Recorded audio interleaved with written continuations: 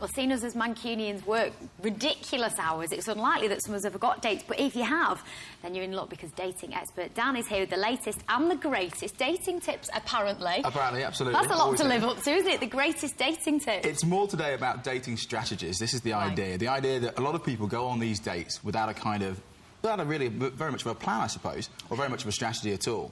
So it's really you have to hang it on where you're actually going to meet. Well, first of all, where you actually meet the person of your dreams, your potential partner, where you meet them. A lot of guys, they just meet a girl in a bar. First thing they do, they go back to the same bar. I'm saying, hey guys, you've got to have a bit of a strategy. So, as you were saying before, you can sometimes go into one bar and it might be dead. So where are you going to go next?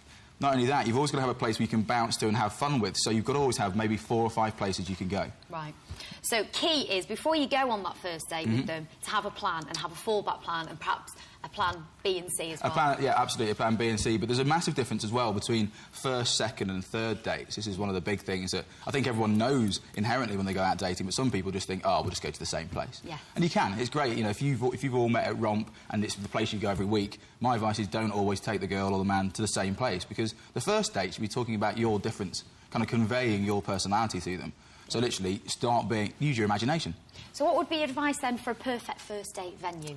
That's exactly the thing. You've got to hang it not on this idea of cliched ideas, but more on where you actually met that person. Right. So if you meet them, let's say, you bump into them, you're particularly smooth and suave in Sainsbury's, let's say, there's no point in then taking them bungee jumping. There's no point taking them to a really exciting bar straight away. Yeah. I think you've got to marry that up. Probably you don't have to go to a book fair if you meet in a library, but do something kind of quite similar, same kind of energy level. So remember, you could just take it to just go for coffee. Meet them in Sainsbury's, literally just go straight from Sainsbury's, let's have a coffee. Not to a Sainsbury's cafe then, presumably. You want to go a bit more at market, if you can go a bit more at market, depending on how you meet them. Yeah. Maybe meet them, they're in tracksuits. So you've got to be a little bit, you've got to calibrate with that person. So you can't just have one standard model.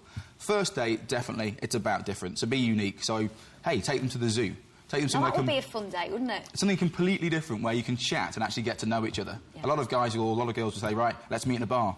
Yeah. Worst thing you can do, you can't hear each other, you can't really talk, you can't really get to know that person. Bars are great to attract someone, but not to get to know them. Are you not setting a bit of a precedent then, though, that you've gone wild and wacky on the first date? How are you going to live up with the second date? Where do you take them then? Right, the second date, I would say, is more about rapport building. Right. So basically, it's comfort building. So from the first date, you'd find out what they really enjoy. What they enjoy doing, what kind of person they are. So it's important to listen. Hugely. That's what we said. Lots of men don't listen. Exactly. I've said this plenty of times. Listen to what they enjoy and then react to that. Exactly, and then kind of reward them with the second date. Reward them? Well, it's purely about them. Make it purely about them. You know, be it male or female, make it purely about them, because they've come out with you, you've asked them out, first date's gone well, you found out about them, second date, do exactly what they want. Because on the third date, you change it completely. You use psychology and you change it completely and you go somewhere completely different. Remember, the first date's about the difference, second date, comfort building, third date, you actually take them into a very social space. Right. And why do you think you take them somewhere really social? I've no idea. Enlighten me, Dan. Well, no, because the idea is that then it's you two kind of almost versus the world.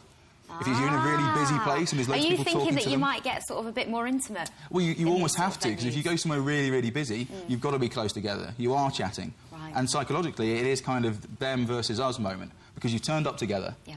You're being together, but also there's lots of distractions. And, of course, you've got a choice, either talk to the person they know or talk to someone completely new. And most people don't want to talk to someone completely new. So then you can get intimate. You can do the third date is a closed date, I suppose. It's when, when you can kiss. It's when you can kiss.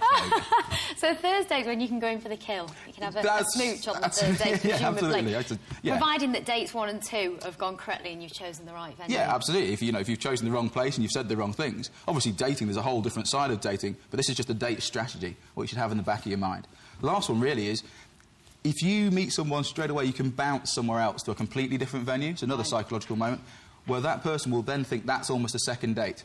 So if you met someone in a bar, if you go with that same group of people to another bar, it's you, and you've all turned up to the bar together, so it's a second date. So you can actually maybe have 1, 2 and 3 on the same night. And get your first kiss on the first date. And get your first kiss on the first date, or the first day. There you go. Like how wrong. Well, thank you very much. I feel very enlightened. I never knew the dating game was so complicated. And you'll be back next week with more dating tips. I will indeed. Thank you very much, Dan. We're going to go to a quick break now, but join us again in a couple of minutes when we'll have the latest sports headlines and our next instalment of our astrology guide. See you then.